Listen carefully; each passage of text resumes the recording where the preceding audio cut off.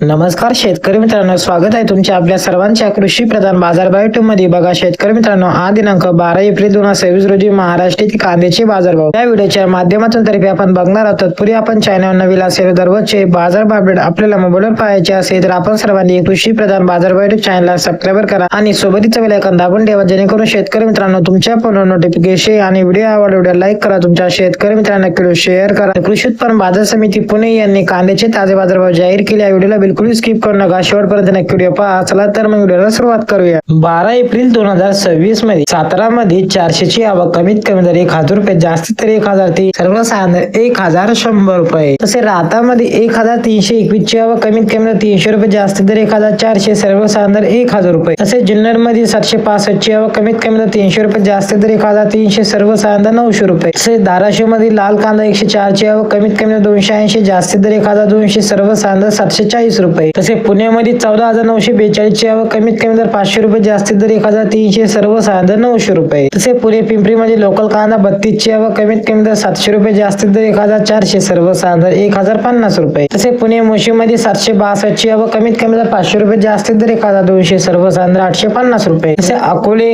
नळी कांदा 3948 ची आवक, कमीत कमी दर 251, जास्तीत दर 1311, सर्वसाधारण दर 1011 रुपये. तसे पारनेर मध्ये उन्हाळी कांदा 8126 ची आवक, कमीत कमी दर 200 रुपये, जास्तीत दर 1300, सर्वसाधारण दर 950 रुपये. हे होते 12 एप्रिल 2026 रोजी महाराष्ट्रातील कांद्याची बाजारभाव. भेटू एका नवीन व्हिडिओ मध्ये, तोपर्यंत धन्यवाद.